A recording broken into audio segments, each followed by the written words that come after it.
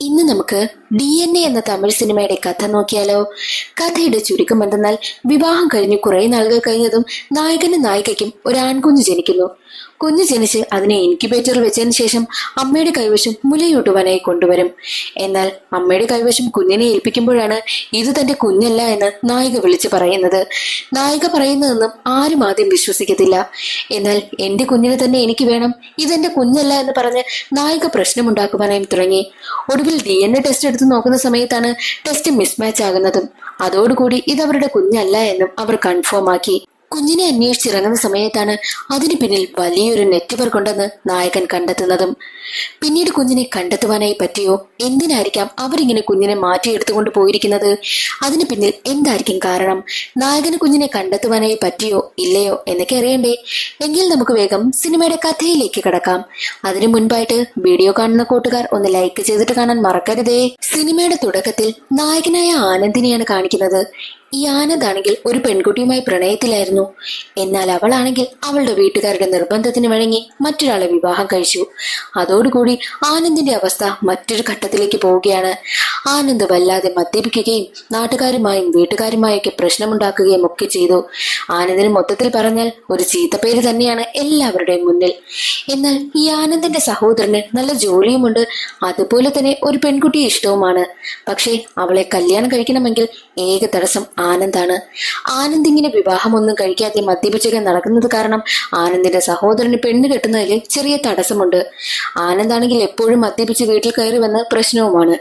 എന്നാൽ ആനന്ദിന്റെ അച്ഛനാണെങ്കിൽ ആനന്ദിന്റെ സഹോദരനെ വിവാഹം കഴിപ്പിക്കുവാനായി തീരുമാനിച്ചു. ആനന്ദ് ഇങ്ങനെ മദ്യപിക്കുന്നത് കണ്ട് സഹിക്കാനാകാത്ത കൂട്ടുകാരാണെങ്കിൽ, നീ എന്തിനാടാ ഇങ്ങനെ മദ്യപിച്ച് നടക്കുന്നത്, അവള് വേറെ കല്യാണം കഴിച്ചു പോയില്ലേ, പിന്നെ നീ എന്തിനാ അവളെ ഓർത്ത് കഴിയുന്നത് എന്നൊക്കെ ചോദിക്കും. എന്നാലും ആനന്ദിനാണെങ്കിൽ അവളെ മറക്കുവാനേ പറ്റുന്നില്ല. ഒരു ദിവസം ആനന്ദിന്റെ സഹോദരൻ പ്രണയിക്കുന്ന ഒരു പെണ്ണുണ്ടല്ലോ, ആ പെൺകുട്ടിയെ ആനന്ദിന്റെ അച്ഛനാണെങ്കിൽ വീട്ടിലേക്ക് വിളിച്ചു വരുത്തും. പെൺകുട്ടിയുടെ അച്ഛനും അമ്മയും എല്ലാവരും ഉണ്ട്. കല്യാണം ഏകദേശം ഉറപ്പിക്കുന്ന സമയമായിരുന്നു. എന്നാൽ അന്നേ ദിവസം രാത്രി തന്നെ കുടിച്ച് ഫിറ്റായി ആനന്ദും കൂട്ടുകാരും വീട്ടിലേക്ക് വരും. കൂട്ടുകാർ മദ്യപിച്ചിട്ടില്ല, ആനന്ദിനെ കൊണ്ടുവന്നതാണ്. ആരും അറിയാതെ ആനന്ദിനെ മുകളിലത്തെ നിലയിലേക്ക് കൊണ്ടുപോകും. എന്നാൽ ആനന്ദാണെങ്കിൽ വല്ലാതെ ബഹളം വയ്ക്കും. ഒടുവിൽ താഴേക്ക് ഇറങ്ങി വന്ന് ആനന്ദാണെങ്കിൽ പെണ്ണു വീട്ടുകാരിരിക്കുന്ന സ്ഥലത്തേക്ക് ഇറങ്ങി വന്ന് വല്ലാതെ പെരുമാറുന്നു. ആനന്ദ് കുടിച്ചു ബോധമില്ലാതെ ഇരിക്കുകയാണെന്ന് പെണ്ണിന്റെ അച്ഛനും അമ്മയ്ക്കും ഒക്കെ മനസ്സിലായി. മാത്രമല്ല എല്ലാവരുടെയും മുന്നിൽ നിന്ന് മൂത്രമൊഴിക്കുകയും ഒക്കെ ചെയ്തു. അതോടുകൂടി പെണ്ണിന്റെ അച്ഛനാണെങ്കിൽ അത് സഹിക്കാനാകാതെ പെണ്ണിനെയും തന്റെ ഭാര്യയും വിളിച്ചുകൊണ്ട് അവിടെ നിന്ന് പോകും. എന്നാൽ ആനന്ദിന്റെ അച്ഛനാണെങ്കിൽ അവരുടെ പിന്നാലെ ചെന്ന് ഒന്ന് ക്ഷമിക്കണമെന്നൊക്കെ പറയുമ്പോൾ അവർ പറയുന്നത്, ആദ്യം ഒരു കാര്യം ചെയ്യ്, നിങ്ങളുടെ മൂത്ത മകന്റെ കാര്യം ഒന്ന് സെറ്റാക്കിയതിന് ശേഷം മാത്രം ഇളയ മകന്റെ കാര്യം നോക്ക്, അതുവരെ ഞങ്ങൾ വെയിറ്റ് ചെയ്യാമെന്ന് പറഞ്ഞിട്ടാണ് പെൺകുട്ടിയുടെ അച്ഛൻ അവിടെ നിന്ന് പോകുന്നതും. അത് കാരണം ആനന്ദിന്റെ അച്ഛന് വല്ലാതെ ദേഷ്യം വന്നു. ആനന്ദിനെ ഒരുപാട് വഴക്ക് പറയുകയും ഒക്കെ ചെയ്യുന്നുണ്ട്. മാത്രമല്ല ആനന്ദിനെ ശപിക്കുകയും ഒക്കെ ചെയ്യും. ഒരച്ഛന്റെ വേദന മനസ്സിലാകണമെങ്കിൽ നീയും ഒരച്ഛനായാലേ മനസ്സിലാകൂ എന്നൊക്കെ പറഞ്ഞാണ് ആനന്ദിനെ ശപിക്കുന്നത്. ആനന്ദിനെ അവിടെ നിന്ന് പിടിച്ചെഴുന്നേൽപ്പിച്ചു കൊണ്ടുപോകുന്ന കൂട്ടുകാരാണെങ്കിൽ അവന്റെ ഈ ഒരു സ്വഭാവം കണ്ടിട്ട്, എന്തിനാടാ നീ ഇങ്ങനെയൊക്കെ പ്രശ്നമുണ്ടാക്കുന്നത്, നീ എന്തിനാ ഇങ്ങനെ നടക്കുന്നത്, അവള് കല്യാണം കഴിഞ്ഞ് വേറൊരു കുടുംബമായിട്ട് ജീവിക്കുന്നു, എന്നിട്ട് നീ ഇപ്പോൾ എങ്ങനെയാ നടക്കുന്നത് എന്നൊക്കെ പറയുമ്പോൾ കരഞ്ഞുകൊണ്ട് ആനന്ദ് പറയുന്നത്, അവൾ നല്ലോണം ജീവിക്കുകയല്ല, അവൾ മരണപ്പെട്ടു. അവൾ എനിക്ക് അവസാനമായി മെസ്സേജ് അയച്ചു. പക്ഷേ ഞാൻ അവളുടെ കോളെങ്കിലും എടുത്തിരുന്നെങ്കിൽ അവൾ ഒരിക്കലും അങ്ങനെ ചെയ്യില്ലായിരുന്നു. അവൾ കെട്ടിക്കേറി ചെന്ന വീട്ടിൽ അവൾക്ക് ഒരുപാട് ടോർച്ചറായിരുന്നു അനുഭവിക്കേണ്ടി വന്നത് എന്നൊക്കെ പറഞ്ഞിട്ട് ആനന്ദാണെങ്കിൽ പൊട്ടിക്കരയും. അവൾ മരണപ്പെട്ടതിന്റെ വേദന ആനന്ദിന് താങ്ങാനായില്ല. അവനാണെങ്കിലോ അത് മറക്കുവാനും പറ്റുന്നില്ല. ഒരു ഘട്ടത്തിൽ ആനന്ദിനെ ഡി-അഡിക്ഷൻ സെന്ററിൽ കൊണ്ടുവന്നാക്കും. കാരണം എന്തെന്നാൽ ആനന്ദിനെ എങ്ങനെയെങ്കിലും ലൈഫിൽ സെറ്റിലാക്കിയാൽ മാത്രമല്ലേ ആനന്ദിന്റെ സഹോദരന് വിവാഹം കഴിക്കുവാനായി പറ്റത്തുള്ളൂ. ആനന്ദിനെ ഡി-അഡിക്ഷൻ സെന്ററിൽ കൊണ്ടുവന്നാക്കി അവനെ നേരെയാക്കിയതിനു ശേഷം അവനെ കൊണ്ടൊരു വിവാഹം കഴിപ്പിക്കുവാനായിട്ടാണ് അവന്റെ അച്ഛനും അമ്മയും ഒക്കെ നോക്കുന്നത്. അങ്ങനെ ആനന്ദ് ഏകദേശം പുതിയൊരു ലൈഫിലേക്ക് തിരിച്ചു വന്നിരിക്കുകയാണ്. ആനന്ദിനെ ഒരുപാട് സ്ഥലത്ത് പെണ്ണ് കാണിക്കുവാനായി കൊണ്ടുപോകും. നമ്മുടെ കഥാനായികയെ ദിവ്യയാണ് കാണിക്കുന്നത്. ഈ ദിവ്യയുടെ സ്വഭാവം എന്തെന്നാൽ, ദിവ്യ കുറച്ച് ഹൈപ്പർ ആക്റ്റീവാണ്. അതുകൊണ്ട് തന്നെ എപ്പോഴും എല്ലാവരോടും ആവശ്യമില്ലാതെ ഇങ്ങനെ സംസാരിച്ചു കൊണ്ടേയിരിക്കും. പക്ഷേ അതാർക്കും അത്ര ഇഷ്ടമാകത്തൊന്നുമില്ല. അതുകൊണ്ട് തന്നെ എല്ലാവരും പറയുന്നത് ദിവ്യയ്ക്ക് മാനസികമായി എന്തോ പ്രശ്നമാണെന്നാണ്. ദിവ്യയ്ക്ക് ഒരുപാട് കല്യാണാലോചനകൾ വന്നു, പക്ഷെ ഒന്നും തന്നെ സെറ്റാകുന്നതേ ഇല്ല. ദേ ഇപ്പോൾ അടുത്ത ആലോചനയും വന്നിരിക്കുകയാണ്. ദിവ്യയുടെ അമ്മയാണെങ്കിൽ ദിവ്യയോട് പറയുന്നുണ്ട്, നീ പയ്യനടുത്തേക്ക് ചെന്നു കഴിഞ്ഞാൽ ഒന്നും മിണ്ടരുത്, അവരെന്ത് ചോദിച്ചാലും മിണ്ടാതിരുന്നാൽ മതി, മതി, ഞാൻ മറുപടി കൊടുത്തോളാം എന്നാണ് അമ്മ പറയുന്നതും. ദിവ്യയാണെങ്കിൽ അമ്മ പറയുന്നതിനൊക്കെ എതിർത്താണ് സംസാരിക്കുന്നത് പോലും. ദിവ്യയുടെ ഈ കല്യാണങ്ങളെല്ലാം മുടങ്ങിപ്പോയത് അവളുടെ സംസാരം കാരണമാ. അങ്ങനെ പെണ്ണ് കാണാൻ വന്ന ചെറുക്കന് മുന്നിലേക്ക് ദിവ്യ ഇറങ്ങി ചെല്ലും. അവർ ചോദിക്കുന്ന ചോദ്യങ്ങൾക്കെല്ലാം ഉത്തരം പറയുന്നത് ദിവ്യയുടെ അമ്മയും. എന്നാൽ ഒരു ഘട്ടത്തിൽ ദിവ്യയാണെങ്കിൽ അമ്മ പറഞ്ഞിട്ടാ ഞാൻ മിണ്ടാതിരിക്കുന്നത്, ഞാൻ ഈ ഒരുപാട് സംസാരിക്കും എന്നൊക്കെ പറഞ്ഞ് ദിവ്യ തന്റെ തനി ഗുണം കാണിക്കുവാനായി തുടങ്ങി. അവൾ ഒരുപാട് സംസാരിക്കുന്നത് കണ്ട് പയ്യന്റെ വീട്ടുകാർക്കൊക്കെ തോന്നുന്നത് ദിവ്യയ്ക്ക് മാനസികമായി എന്തോ പ്രശ്നമാണെന്നാണ്. അങ്ങനെ ആ ഒരു കല്യാണവും മുടങ്ങി. അത് കാരണം ദിവ്യ അമ്മ ഒരുപാട് തല്ലും. അങ്ങനെ ദിവ്യയെ ഹോസ്പിറ്റലിൽ കൊണ്ടുവന്ന് കാണിക്കുകയാണ് അമ്മ ചെയ്യുന്നത്. മറ്റൊരു വശത്ത് ഡി അഡിക്ഷൻ സെന്ററിൽ നിന്നെല്ലാം പുതിയ ലൈഫിലേക്ക് തിരിച്ചു വന്നത് കൊണ്ട് തന്നെ നമ്മുടെ ആനന്ദിനാണെങ്കിൽ ഒരു വിവാഹവും സെറ്റാകുന്നില്ല. തങ്ങളുടെ മകളെ കെട്ടിച്ചു കൊടുക്കുവാനായിട്ടും ഒരു വീട്ടുകാരും തയ്യാറാകുന്നതേയില്ല. അതുകൊണ്ട് തന്നെ നല്ല വലിയ കുടുംബത്തിൽ നിന്നും ആനന്ദിന് ഒരിക്കലും പെണ്ണ് കിട്ടില്ല എന്ന കാര്യം ആനന്ദിന്റെ അച്ഛനും അമ്മയ്ക്കും ഒക്കെ മനസ്സിലായി. എങ്ങനെയെങ്കിലും ആനന്ദിന്റെ സഹോദരന് വിവാഹം കഴിപ്പിക്കണമല്ലോ. അതുകൊണ്ട് തന്നെ ഒരു മിഡിൽ ക്ലാസ് ഫാമിലിയിൽ നിന്നും ആനന്ദിന് പെണ്ണ് നോക്കുവാനായും തുടങ്ങി. അവസാനം അവർ കരഞ്ഞു തിരിഞ്ഞെത്തുന്നത് ദിവ്യയുടെ വീട്ടിലേക്കാ. ദിവ്യയെ ആനന്ദിന് ഒരുപാട് ഇഷ്ടമായി. ദിവ്യയ്ക്കും ആനന്ദിനെ ഇഷ്ടമായി. അങ്ങനെ രണ്ടുപേരുടെയും കല്യാണം ഉറപ്പിച്ചു. വിവാഹ ദിവസം എത്തി. ആനന്ദിന്റെ വീട്ടുകാരും ദിവ്യയുടെ വീട്ടുകാരും എല്ലാവരും ഉണ്ട്. എന്നാൽ ദിവ്യയുടെ ആളുകളാണെങ്കിൽ ഇങ്ങനെ മാനസിക നില തെറ്റിയ പെണ്ണിന് ഇത്രയും നല്ലൊരു ചെറുക്കനെ കിട്ടിയല്ലോ, അത് തന്നെ ഭാഗ്യമെന്ന് പറയും. അതാണെങ്കിൽ ആനന്ദിന്റെ കൂട്ടുകാർ കേൾക്കുന്നു. ആനന്ദിന്റെ കൂട്ടുകാർ ഉടനെ തന്നെ ആ ഒരു കാര്യം ആനന്ദിനോട് വന്ന് പറയും. പക്ഷെ അവനാണെങ്കിൽ അത് മൈൻഡ് ചെയ്യില്ല. എന്നാൽ അവൻ മൈൻഡ് ചെയ്യാത്തത് കൊണ്ട് ഉടനെ നേരെ പോയി അവർ പറയുന്നത് ആനന്ദിന്റെ അച്ഛനടുത്താണ്. അത് കാരണം വലിയ പ്രശ്നം തന്നെ നടക്കുന്നു. ആനന്ദിന്റെ അച്ഛനാണെങ്കിൽ അത് വലിയ വിഷയമാക്കുന്നു. ദിവ്യയുടെ വീട്ടുകാരുമായിട്ട് സംസാരിക്കുന്ന സമയത്ത് ദിവ്യയുടെ വീട്ടുകാർ പറയുന്നത് ഡി അഡിക്ഷൻ സെന്ററിലൊക്കെ കിടന്ന പയ്യന് ഇങ്ങനെ ഒരു പെണ്ണിനെ കിട്ടിയത് തന്നെ ഭാഗ്യമായെന്നൊക്കെ പറഞ്ഞ് രണ്ടു വീട്ടുകാരും തമ്മിൽ വലിയ പ്രശ്നമുണ്ടാകുന്നു. ഒടുവിൽ ഇതെല്ലാം കണ്ടുകൊണ്ടു നിന്ന ആനന്ദാണെങ്കിൽ ദിവ്യയെ വിളിച്ച് മണ്ഡപത്തിലേക്ക് കൊണ്ടുവന്നിട്ട്, ദിവ്യയെ വിവാഹം കഴിക്കുന്നതിന് എനിക്കിഷ്ടമാണ്, ഇവളിലൂടെയാണ് എന്റെ ലൈഫ് മുന്നോട്ട് പോകുന്നതെന്ന് എന്റെ മനസ്സ് പറയുന്നു, അതുകൊണ്ട് ഞങ്ങൾ വിവാഹം കഴിക്കാൻ പോവുകയാണെന്നും ആനന്ദ് പറയുന്നു. അങ്ങനെ ആനന്ദിന്റെയും ദിവ്യയുടെയും വിവാഹം സന്തോഷകരമായിട്ട് നടക്കുകയാണ്. അതിനുശേഷം അവർ ഹാപ്പി ആയിട്ടാണ് ജീവിക്കുന്നതും.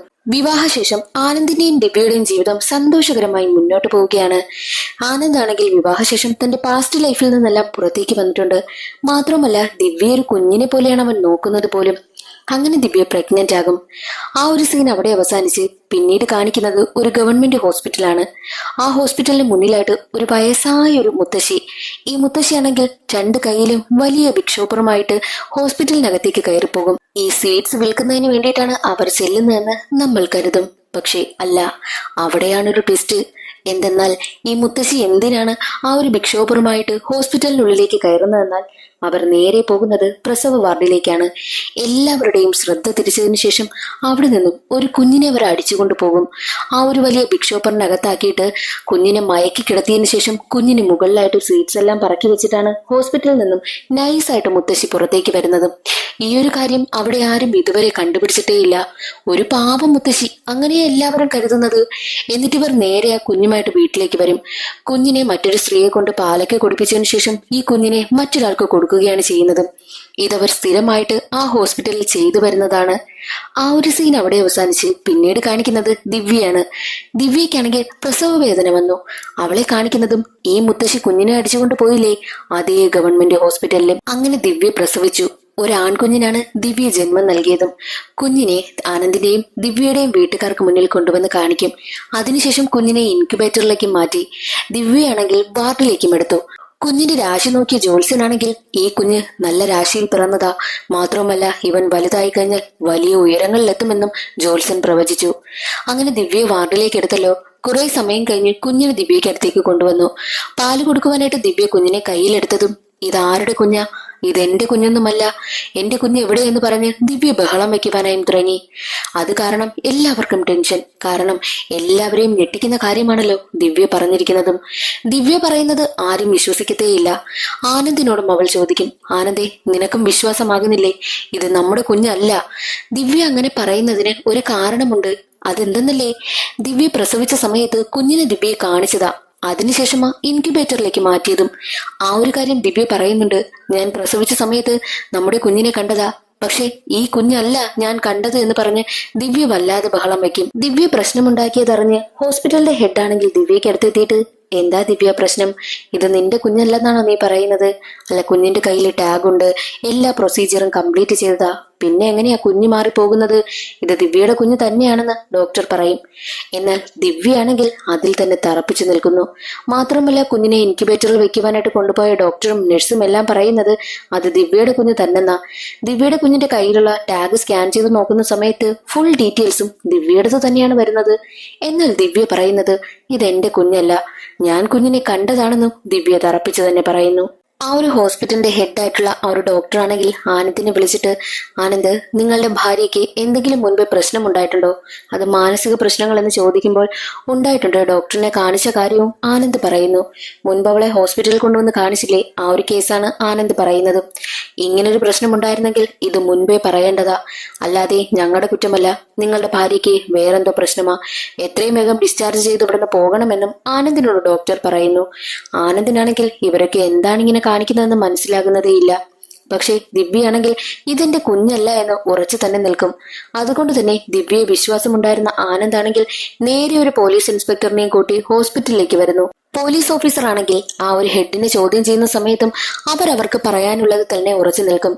ദിവ്യയുടെ പ്രസവം എടുത്ത ഡോക്ടറാണെങ്കിൽ പറയുന്നത്, ദിവ്യ പ്രസവിച്ച ഉടനെ തന്നെ ദിവ്യയ്ക്ക് കുഞ്ഞിനെ കാണിച്ചു, പിന്നെ ഉടനെ തന്നെ നിങ്ങളുടെ വീട്ടുകാർക്കും കൊണ്ടുവന്ന് കാണിച്ചു. അതിനുശേഷമാണ് കുഞ്ഞിനെ ഇൻക്യുബേറ്ററിലേക്ക് മാറ്റിയതും. ഒരു 5 മിനിറ്റ് കുഞ്ഞിനെ ഇൻക്യുബേറ്ററിൽ വെച്ചതിന് ശേഷം നേരെ ദിവ്യയ്ക്ക് അടുത്തേക്ക് കൊണ്ടുവന്നു. ആ ഒരു CCTV ഫുട്ടേജും ഡോക്ടർ കാണിച്ചു കൊടുക്കും. അതിൽ സംശയിക്കത്ത ഒന്നും പോലീസ് ഇൻസ്പെക്ടറിന് കാണുവാനായിട്ടും പറ്റിയില്ല. അതുകൊണ്ട് തന്നെ പോലീസ് ഇൻസ്പെക്ടറും ആ ഒരു കേസ് വലിയ കാര്യമായിട്ട് എടുക്കുന്നതേയില്ല. എന്നാൽ ആനന്ദിന്റെ കൂട്ടുകാരനാണെങ്കിൽ ലോയറാണ്. അതുകൊണ്ട് തന്നെ കേസുമായിട്ട് മുന്നോട്ട് പോകുവാനായിട്ടും ആനന്ദ് തീരുമാനിക്കും. അതിനു മുൻപായിട്ട് DNA ടെസ്റ്റ് എടുക്കണമല്ലോ, ഇത് തന്റെ കുഞ്ഞാണെന്ന് തിരിച്ചറിയാൻ വേണ്ടിയിട്ട് DNA ടെസ്റ്റ് എടുക്കുവാനായിട്ടും ആനന്ദ് തീരുമാനിക്കും.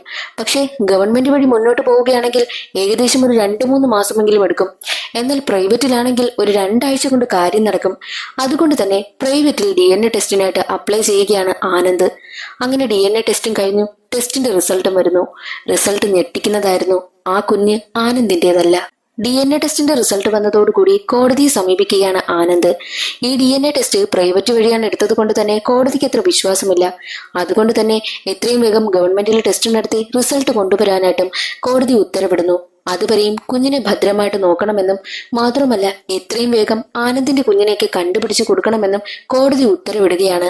അതുവരെയും കുഞ്ഞിനെ നന്നായി നോക്കേണ്ട ഉത്തരവാദിത്വം ആനന്ദിന്റെയും ദിവ്യയുടേതുമാണ്. തന്റെ സ്വന്തം കുഞ്ഞല്ലെങ്കിൽ പോലും ദിവ്യയാണെങ്കിൽ ആ ഒരു കുഞ്ഞിനെ നന്നായി തന്നെ നോക്കുന്നു. എന്നാലും ദിവ്യയ്ക്ക് തന്റെ കുഞ്ഞ് എവിടെയാണ് എന്ന ചിന്തയാണ്. നമ്മുടെ കുഞ്ഞിന് എന്തെങ്കിലും സംഭവിച്ചു കാണുമോ എന്ന ടെൻഷനാണ് അവൾക്ക്. അവൾ അത് ആനന്ദിനോടും പറയുന്നുണ്ട്. എന്നാൽ ആനന്ദ് ആണെങ്കിൽ ആ പോലീസ് സ്റ്റേഷനിലേക്ക് പോകും. അവിടെ ആദ്യത്തെ പോലീസ് ഓഫീസർ ആണെങ്കിൽ ആനന്ദിന്റെ ആ ഒരു കേസിൽ വലുതായിട്ട് കാര്യമൊന്നും കാണിച്ചില്ലല്ലോ. എന്നാൽ അതേ സ്റ്റേഷനിൽ തന്നെ സത്യസന്ധനായിട്ടുള്ള ഒരു പോലീസ് ഓഫീസർ ഉണ്ട്, ബാലാജി. ഈ ബാലാജി 10 ദിവസം കഴിഞ്ഞാൽ റിട്ടയർഡ് ആകും. ഇതേ ബാലാജിയെ ചെന്ന് കാണുകയാണ് ആനന്ദ്. ആനന്ദ് തന്റെ കാര്യങ്ങൾ ബാലാജിയോട് അവതരിപ്പിച്ചു. ആനന്ദിനെ സഹായിക്കുവാനായിട്ടും ബാലാജി തീരുമാനിക്കും. ബാലാജി ആനന്ദിനെ സഹായിക്കുന്നതിന് പിന്നിൽ ഒരു കാരണമുണ്ട്. ഈ ബാലാജിയുടെ മകനും കുഞ്ഞായിരുന്ന സമയത്ത് മരണപ്പെട്ടു പോയി. അതുകൊണ്ട് തന്നെ ഒരച്ഛന്റെ വേദന എന്താണെന്ന് നന്നായിട്ട് ബാലാജിക്ക് മനസ്സിലാകും. ബാലാജി ആനന്ദിനെയും കൊണ്ട് ആദ്യം പോകുന്നത് കുഞ്ഞുങ്ങളെയൊക്കെ കടത്തിക്കൊണ്ടു പോകുന്ന ഒരു ടീമിനടുത്തേക്കാണ്, ജയിലിലുള്ളത്. അവരോട് അന്വേഷിക്കുന്ന സമയത്ത് അവരൊന്നും വലുതായിട്ടൊന്നും പറയത്തേയില്ല. അതിനുശേഷം നേരെ വരുന്നത് അതേ ഗവൺമെന്റ് ഹോസ്പിറ്റലിൽ ഇതുവരെയും കാണാതായ കുട്ടികളുടെ ഡീറ്റെയിൽസ് എടുക്കുന്നതിന് വേണ്ടിയിട്ടാണ്. ഡീറ്റെയിൽസ് എടുക്കുന്ന സമയത്ത് ഏകദേശം ഒരു 10-700 കുഞ്ഞുങ്ങൾ അവിടെ നിന്ന് തന്നെ മിസ്സായിട്ടുണ്ട്. ഈ കുഞ്ഞുങ്ങളുടെ ഡീറ്റെയിൽസ് എല്ലാം എടുക്കുകയാണ് പോലീസ് ഓഫീസറും ആനന്ദും. ഈ കുഞ്ഞുങ്ങളെല്ലാം എവിടേക്കാണ് പോകുന്നതെന്ന് ബാലാജി ആ ഒരു സ്റ്റാഫിനോട് ചോദിക്കുന്ന സമയത്ത് അയാൾ പറയുന്നത്, നിങ്ങൾക്ക് ജനിച്ചത് പെൺകുഞ്ഞാണെങ്കിൽ കുഴപ്പമില്ല, പെൺകുഞ്ഞിനെ ഇവർ മറ്റൊരു സ്ഥലത്തേക്കാണ് വിൽക്കുന്നത്. എന്നാൽ ആൺകുഞ്ഞുങ്ങളുടെ കാര്യമാ കഷ്ടം, അവരെ കൊണ്ടുപോകുന്നത് നരബലിക്കാണെന്നും ആ ഒരു സ്റ്റാഫ് പറയുന്നു. അത് കേട്ടതും ആനന്ദ് ഞെട്ടിപ്പോകും. കാരണം ആനന്ദിന്റെ കുഞ്ഞ് ആൺകുഞ്ഞാണല്ലോ. അത് കേട്ട് സഹിക്കാനാകാതെ ആനന്ദ് ഹോസ്പിറ്റലിന് പുറത്തേക്ക് വന്നിട്ട് അലറി കരയുകയാണ് ചെയ്യുന്നത്. ആനന്ദിന്റെ കരച്ചിൽ കണ്ട് ബാലാജിക്കും സഹിക്കാൻ പറ്റുന്നില്ല. ബാലാജി എങ്ങനെയെങ്കിലും ആനന്ദിനെ സഹായിക്കുവാനായി തീരുമാനിക്കും. ആൺകുഞ്ഞുങ്ങളെ അവർ കടത്തിക്കൊണ്ടുപോയാൽ 2 ദിവസത്തിനകം ബലി കൊടുക്കും. എന്നാൽ ഇപ്പോൾ ആനന്ദിന്റെ കുഞ്ഞിനെ നഷ്ടമായിട്ട് 4 ദിവസമായിരിക്കുകയാണ്. ആനന്ദിനാണെങ്കിൽ അതിന്റെ ടെൻഷനും. കുഞ്ഞിനെ അന്വേഷിച്ച് യാത്ര ചെയ്യുകയാണ് ബാലാജിയും ആനന്ദും. അതേ സമയത്തായിരുന്നു ബാലാജിക്ക് ഒരാളുടെ കോൾ വരുന്നതും, അതും ഒരു ഓട്ടോക്കാരന്റെ. അയാൾ പറയുന്നത് ഇവിടെ ഒരു സ്ഥലത്തായിട്ട് ഒരു കുഞ്ഞിനെ ബലി കൊടുക്കാനായിട്ട് കൊണ്ടുവന്നിരിക്കുക, എത്രയും വേഗം നിങ്ങൾ അവിടേക്ക് എത്തിക്കഴിഞ്ഞാൽ കുഞ്ഞിനെ രക്ഷിക്കാനാകുമെന്നും ആ ഒരു ഓട്ടോക്കാരൻ പറഞ്ഞു. അതനുസരിച്ച് ഒരുപാട് ടയറുകളൊക്കെ അടുക്കി വെച്ചിരിക്കുന്ന ഒരു ചെറിയൊരു ചേരി പോലുള്ള സ്ഥലത്തേക്കാണ് ആനന്ദും ബാലാജിയും എത്തുന്നത്. അവിടെ എല്ലാം അന്വേഷിക്കുന്നു, പക്ഷേ എങ്ങു നിന്നും അവർക്ക് കണ്ടെത്താനാകുന്നില്ല. എന്നാൽ ടയറുകളെല്ലാം കൂട്ടുവെച്ചിരിക്കുന്നതിന് ഇടയിലായിട്ട് ചെറിയൊരു വാതിലുണ്ട്. അതിനകത്തായിട്ട് ഒരു മന്ത്രവാദിയും കുറെ ആളുകളും ചേർന്ന് എന്തൊക്കെയോ പൂജ നടത്തുന്നു. അവിടേക്ക് ഒരു ആൺകുഞ്ഞിനെ കൊണ്ടുവന്നിരിക്കുകയാണ്, ഒരു സ്ത്രീയും ഒരു പുരുഷനും. അങ്ങനെ കുഞ്ഞിനെ ബലി കൊടുക്കുവാനായി സമയമായി. ബലി കൊടുക്കുവാനായി എടുക്കുന്ന സമയം തന്നെയായിരുന്നു ആനന്ദ് അവിടേക്ക് കയറി വന്നതും. അവിടെ ഒരു വലിയ ഫൈറ്റ് തന്നെ നടക്കും. അങ്ങനെ കുഞ്ഞിനെ ആനന്ദ് രക്ഷിക്കുന്നു. ആ ഫൈറ്റിനൊടുവിൽ കുഞ്ഞിനെയും രക്ഷിച്ച് ആനന്ദ് പുറത്തേക്ക് വരും. അവിടെ ബാലാജിയും എത്തുകയാണ്. ബാലാജി ഉടനെ തന്നെ സ്റ്റേഷനിലേക്ക് വിവരം അറിയിക്കുന്നു. അതനുസരിച്ച് സ്റ്റേഷനിൽ നിന്നും ഒരുപാട് പോലീസുകാരും എത്തുന്നുണ്ട്. ആനന്ദിന്റെ അടുത്തെത്തിയ ബാലാജി ഇത് നിങ്ങളുടെ കുഞ്ഞാണോ എന്ന് നോക്കാൻ പറയും. എന്നാൽ ആനന്ദിനാണെങ്കിൽ ഇതവന്റെ കുഞ്ഞാണോ എന്ന് കൃത്യമായി പറയാൻ പറ്റാത്ത അവസ്ഥ. നമുക്ക് ദിവ്യയുടെ അടുത്ത് കുഞ്ഞിനെയും കൊണ്ട് പോകാമെന്നും ആനന്ദ് പറയുന്നു. അങ്ങനെ ദിവ്യയുടെ അടുത്തെത്തി ദിവ്യയെ കുഞ്ഞിനെ കാണിക്കുന്ന സമയത്ത് ഇത് ഞങ്ങളുടെ കുഞ്ഞല്ല എന്ന് ദിവ്യ ഉറപ്പിച്ചു പറയുന്നു. അതെങ്ങനെയത് നിങ്ങളുടെ കുഞ്ഞല്ല എന്ന് ഇത്ര കൃത്യമായിട്ട് പറയാൻ പറ്റുന്നതെന്ന് ബാലാജി ചോദിക്കുമ്പോൾ, കുഞ്ഞിനെ പ്രസവിച്ച് എന്റെ കയ്യിലേക്ക് ആദ്യം തന്നത് കുഞ്ഞിനെ ഞാൻ നന്നായിട്ട് കണ്ടിരുന്നു. പിന്നെ കുഞ്ഞിനെ പ്രസവിച്ച അമ്മയല്ലേ ഞാൻ, എനിക്ക് മനസ്സിലാകില്ലേ എന്നും ദിവ്യ പറയുന്നു. മാത്രമല്ല ദിവ്യയുടെ കൈവശം ഇപ്പോൾ ഒരു കുഞ്ഞില്ലേ, ആ കുഞ്ഞിന്റെ അച്ഛനും അമ്മയും ദിവ്യയെ പോലെ തന്നെ വിഷമം അനുഭവിക്കുകയാണല്ലോ എന്ന് മനസ്സിലാക്കി ഉടനെ തന്നെ ആ കുഞ്ഞിന്റെ അച്ഛനെയും അമ്മയും കണ്ടുപിടിക്കുവാനായിട്ടും ബാലാജിയും ആനന്ദും തീരുമാനിക്കുന്നു. ആ കുഞ്ഞിനെ മിസ്സായ അതേ ഹോസ്പിറ്റലില് ദിവ്യ പ്രസവിച്ചു കിടന്ന അതേ ഗവൺമെന്റ് ഹോസ്പിറ്റലിലേക്കാണ് അവർ രണ്ടുപേരും പോകുന്നത്. അവിടെ വെച്ച് കുഞ്ഞിനെ മിസ്സായവരുടെ ഡീറ്റെയിൽസ് എല്ലാം കളക്ട് ചെയ്യുന്ന സമയം ആനന്ദാണെങ്കിൽ സങ്കടം സഹിക്കാനാകാതെ പുറത്തേക്ക് വന്നിരിക്കുകയാണ്. ആ സമയത്തായിരുന്നു ആ ഒരു കുഞ്ഞുങ്ങളെയൊക്കെ കടത്തിക്കൊണ്ടുപോകുന്ന കിളവിയില്ലേ, അവർ രണ്ട് ബിക്ഷോപ്പറുമായിട്ട് ഹോസ്പിറ്റലിനുള്ളിലേക്ക് വന്നതും. ആ കിളവി റെസ്റ്റ് എടുക്കാനായിട്ട് വന്നിരുന്നത് ആനന്ദിനടുത്തേക്ക്. ആ രണ്ട് ബിക്ഷോപ്പറും ആനന്ദിനടുത്തായിട്ട് വെക്കും. എന്നിട്ട് അവർ പോകുവാനായി ഒരുങ്ങുന്ന സമയം ആനന്ദാണ് ബിക്ഷോപ്പർ എടുത്ത് അവരുടെ കയ്യിൽ കൊടുക്കുന്നതും. അവർ നടന്നു പോയി കഴിഞ്ഞതും ആനന്ദിന് എന്തോ സംശയം തോന്നുന്നു. കാരണം സാധാരണ സ്വീറ്റ്സ് ഒക്കെ വെക്കുന്ന ഒരു ബിക്ഷോപ്പറിന് വരേണ്ട വെയിറ്റ് അല്ലായിരുന്നു അവൻ എടുത്തു കൊടുത്ത ബിക്ഷോപ്പറിന് ഉണ്ടായിരുന്നത്. എന്തായിരിക്കും വെയിറ്റിന് ഇത്ര വ്യത്യാസം വരുന്നത് എന്നൊക്കെ ചിന്തിച്ചു നിൽക്കുന്ന സമയം തന്നെ അവൻ ആ ബിക്ഷോപ്പറിലേക്ക് നോക്കിയതും അതിനുള്ളിൽ നിന്നും ഒരു കുഞ്ഞിന്റെ കൈ പുറത്തേക്ക് വരുന്നു. അവൻ ഉറപ്പിച്ചു അതിനുള്ളിൽ കുഞ്ഞാണെന്ന്. ഉടനെ തന്നെ അവൻ അവരെ ഫോളോ ചെയ്ത് പോകുവാനായും തുടങ്ങി. അവരൊരു ചേരിക്കുള്ളിലേക്കാണ് കയറി പോകുന്നതും. അതിനുള്ളിലായിട്ട് അവരുടെ വീടുണ്ട്. ആനന്ദ് അവിടെ നടക്കുന്നതെല്ലാം നിരീക്ഷിക്കുകയാണ്. ആ ഒരു കിളവിയാണെങ്കിൽ അവരുടെ കൈവശമുണ്ടായിരുന്ന ബിക്ഷോപ്പിൽ നിന്നും എടുത്ത കുഞ്ഞിനെ മറ്റൊരു സ്ത്രീ വന്ന് മുലയൂട്ടുകയാണ്. അതിനുശേഷം മറ്റൊരാൾ വരുന്നു. അയാളുടെ കൈവശം ബിക്ഷോപ്പറിലാക്കി കുഞ്ഞിനെ അവർ കൊടുത്തുവിടുകയും ചെയ്യുന്നുണ്ട്. ആനന്ദിനാണെങ്കിൽ ഇതെല്ലാം കണ്ട് വല്ലാതെ ദേഷ്യം വരും. ആനന്ദ് ഉടനെ തന്നെ ബിക്ഷോപ്പറിൽ കുഞ്ഞുമായി പോകുന്ന ഒരാളിലെ അയാളെ ഫോളോ ചെയ്തു പോകുന്നു. ആനന്ദ് ചെല്ലുന്നത് പണി നടക്കുന്ന ഒരു വലിയ ബിൽഡിംഗിലേക്കാണ്. ആനന്ദ് ഉടനെ തന്നെ ബാലാജിയെ വിവരം അറിയിക്കുന്നു. ബാലാജി ആണെങ്കിൽ സ്റ്റേഷനിൽ നിന്നും 5 പോലീസുകാരെയും കൂട്ടി അവിടേക്ക് പോകുവാനായിട്ട് പുറപ്പെടും. അതേസമയം ആനന്ദ് ആണെങ്കിൽ കുഞ്ഞുള്ള സ്ഥലത്തേക്ക് പോകുന്നു. എന്നാൽ ആ ഗുണ്ടകളാണെങ്കിൽ അവിടെ ഇരുന്ന് മദ്യപിക്കുകയും ചീട്ട് കളിക്കുകയും ഒക്കെ ചെയ്യുകയാണ്. ഗുണ്ടകളുടെ കണ്ണ് വെട്ടിച്ച് ഒടുവിൽ ആനന്ദാണെങ്കിൽ കുഞ്ഞിരിക്കുന്ന ബിക്ഷോപ്പറിനടുത്തേക്ക് എത്തി. കുഞ്ഞിനെ രക്ഷിച്ച് കൊണ്ടുപോകാൻ നോക്കുന്ന സമയം തന്നെയായിരുന്നു ആ ഗുണ്ടകളെല്ലാം ആനന്ദിനെ വളയുന്നതും. അവിടെ വെച്ച് വലിയൊരു ഫൈറ്റ് നടക്കും. അതേസമയം തന്നെ ബാലാജിയും കൂട്ടരും സ്ഥലത്തേക്ക് എത്തി. ബാലാജിയും കൂട്ടരും ഗുണ്ടകളെ പിടികൂടുകയും ഒക്കെ ചെയ്യുന്നു. അതേ സമയത്തായിരുന്നു അതിലെ കുഞ്ഞിനെ കൊണ്ടുവന്ന ആളിലെ അവനൊരു കോൾ വരുന്നതും. ഇവർ ഈ കുഞ്ഞിനെ കൊണ്ടുപോകുന്നത് മറ്റൊരാളിന് കൊടുക്കുവാൻ വേണ്ടിയിട്ടാണ്. ആ ആളിന്റെ കോളാണ് വന്നിരിക്കുന്നത്. കൃത്യസമയത്ത് ആ ബിൽഡിംഗിലേക്ക് ആ ഒരാളുടെ കാറ് വന്നെത്തി. അയാൾക്കിപ്പോൾ കുഞ്ഞിനെ കൊടുക്കണം. അതിനു വേണ്ടിയിട്ട് ബാലാജിയും ആനന്ദും ആ മെയിൻ ഗുണ്ടയിലെ അയാളെ വിരട്ടിയിട്ട് അയാളുടെ കൈവശം കുഞ്ഞിനെ പോലെ തുണി ചുറ്റിയിട്ട് കൊടുത്തു വിടുകയും ചെയ്യുന്നു. ആ ഗുണ്ടയാണെങ്കിൽ കാറിനടുത്തേക്ക് വരുന്ന സമയത്ത് ഇവിടെ പോലീസ് ഉണ്ട് എന്നൊരു സിഗ്നൽ കൊടുക്കുന്നു. ഉടനെ തന്നെ വന്ന ആളാണെങ്കിൽ രക്ഷപ്പെടുവാനായിട്ട് നോക്കും. എന്നാൽ ആനന്ദാണെങ്കിൽ അയാളെ പിടികൂടുകയാണ് ചെയ്തത്. ആനന്ദ് പിടികൂടിയ ആളിന്റെ പേര് ഭാസ്കർ. ഇയാളുടെ മെയിൻ തൊഴിൽ എന്തെന്നാൽ ഒരു ഏജൻസി നടത്തുകയാണ്. ഹോസ്പിറ്റലിലേക്ക് നഴ്സിനെയൊക്കെ സപ്ലൈ ചെയ്യുക, സെക്യൂരിറ്റിമാരെയൊക്കെ സപ്ലൈ ചെയ്യുക, മാത്രമല്ല വിദേശത്തേക്ക് പോകുവാൻ ആഗ്രഹിക്കുന്ന നഴ്സുമാർക്ക് അതെല്ലാം റെഡിയാക്കി കൊടുത്ത് കമ്മീഷൻ വാങ്ങുക. ഇതാണ് ഈ ഭാസ്കറിന്റെ ജോലി. അങ്ങനെ ഈ ഭാസ്കറിനെ കൊണ്ടുവന്ന് ചോദ്യം ചെയ്യുന്ന സമയത്ത് ഭാസ്കർ പറയുന്നത് ഇതിന് പിന്നിൽ ആരൊക്കെ ഉണ്ടെന്നൊന്നും എനിക്കറിയത്തില്ല സാറേ. എനിക്ക് മുകളിലായിട്ട് ഒരാളുണ്ട്. അയാളുടെ പേരാണ് നാഗരാജ്. ഈ നാഗരാജ് പറയുന്നതനുസരിച്ചാ ഞാൻ കുഞ്ഞുങ്ങളെയൊക്കെ കടത്തിക്കൊണ്ടുവന്ന് അവർക്ക് കൊടുക്കുന്നതും. ഇവർ എന്തിനാണ് കുഞ്ഞുങ്ങളെ കൊണ്ടുപോകുന്നതെന്നും എനിക്കറിയത്തില്ല സാറേ. ഞാൻ അയാൾ പറയുന്നത് കേൾക്കുന്നു, അത്രയേ ഉള്ളൂ എന്നും ഈ ഭാസ്കർ സമ്മതിക്കുന്നു. നാഗരാജിനെ കുറിച്ച് അന്വേഷിക്കുന്ന സമയത്ത് ഹോസ്പിറ്റലുകളിലേക്ക് നഴ്സിനെയും സെക്യൂരിറ്റിയും ഒക്കെ സപ്ലൈ ചെയ്യുന്നതിന്റെ ആ ഒരു ഏജൻസിയിലെ അതിന്റെ ഹെഡാണ് ഈ നാഗരാജ്. നാഗരാജിനെ കണ്ടുപിടിച്ചു കഴിഞ്ഞാൽ തന്റെ കുഞ്ഞിന് എന്തായിരിക്കും സംഭവിച്ചിരിക്കുന്നതെന്ന് അറിയാൻ പറ്റുമല്ലോ എന്ന് ആനന്ദ് ചിന്തിക്കും. അങ്ങനെ നാഗരാജുള്ള സ്ഥലം കണ്ടെത്തി. ഒരു ബാറിലാണ് ഇപ്പോൾ നാഗരാജ് ഉള്ളത്. നാഗരാജിനെ പോയി കാണുവാനായിട്ടും ആനന്ദ് തീരുമാനിച്ചു. എന്നാൽ ആനന്ദ് എത്തുന്നതിന് മുൻപ് തന്നെ ഒരു ടീം അവിടെ എത്തി നാഗരാജിനെ കൊല്ലുവാനായിട്ടും തീരുമാനിക്കും. എന്നാൽ അവിടെ എത്തിയ ആനന്ദാണെങ്കിൽ അവരുടെ കയ്യിൽ നിന്നെല്ലാം നാഗരാജിനെ രക്ഷിക്കുവാനായി നോക്കി. പക്ഷേ ഒരു ഘട്ടത്തിൽ ആ വന്ന ഗുണ്ടകളെല്ലാം ആനന്ദിനെ പിടിച്ചു കെട്ടിയിട്ട് അവനെ മദ്യം കുടിപ്പിക്കും. മദ്യം കുടിച്ച് അവന്റെ ബോധം പോയ തക്കം നോക്കി നാഗരാജിനെ അവിടെ ഇട്ട് വെട്ടിക്കൊലപ്പെടുത്തി. ആനന്ദിനാണെങ്കിൽ ഒന്നും ചെയ്യാനും പറ്റുന്നില്ല. ആനന്ദിന്റെ അവസാനത്തെ പ്രതീക്ഷയും നഷ്ടമായ മട്ടിൽ ആനന്ദ് ഒരുപാട് കരയും. അടുത്ത ദിവസം മരണാനന്തര ചടങ്ങ് നടക്കുന്നിടത്തേക്ക് പോവുകയാണ് ആനന്ദും ബാലാജിയും. ഈ നാഗരാജിന് 2 ഭാര്യമാരും 2 ഭാര്യമാരിലെ ഓരോ മക്കളുമാണുള്ളത്. അങ്ങനെ ആനന്ദും ബാലാജിയും മരണാനന്തര ചടങ്ങിന് പങ്കെടുക്കാനായി എത്തിയിട്ട് നാഗരാജിന്റെ 2 മക്കളോടും നാഗരാജിന് വല്ല ശത്രുക്കളും ഉണ്ടായിരുന്നോ എന്നൊക്കെ അന്വേഷിക്കുന്നു. അപ്പോൾ അവർക്കാണെങ്കിൽ അതിനെപ്പറ്റി കൂടുതലൊന്നും അറിയത്തില്ലായിരുന്നു. അതേ സമയത്തായിരുന്നു എല്ലാവരെയും ഞെട്ടിക്കുന്ന രീതിയിൽ ഒരു ലക്ഷറി കാറിൽ ഒരാൾ വന്നിറങ്ങുന്നതും. അയാളുടെ പേരാണ് മുറാറി. അയാളാണ് യഥാർത്ഥത്തിൽ നമ്മുടെ കഥയിലെ വില്ലൻ. ഈ വന്ന മുറാറിയാണെങ്കിൽ വലിയ ബിസിനസ്സുകാരൻ, പണക്കാരൻ. അപ്പോൾ ഈ മുറാറിക്കും മരണപ്പെട്ടു പോയ നാഗരാജിനും തമ്മിൽ എന്തായിരിക്കും ബന്ധമെന്നൊക്കെ ആനന്ദ് ചിന്തിക്കും. ആനന്ദിനാണെങ്കിൽ ആകെ സങ്കടം. നാഗരാജ് ജീവനോടെ ഉണ്ടായിരുന്നെങ്കിൽ തന്റെ കുഞ്ഞിനെ പറ്റി എന്തെങ്കിലും കണ്ടെത്താൻ പറ്റുമായിരുന്നല്ലോ എന്ന് ചിന്തിച്ചിരിക്കും.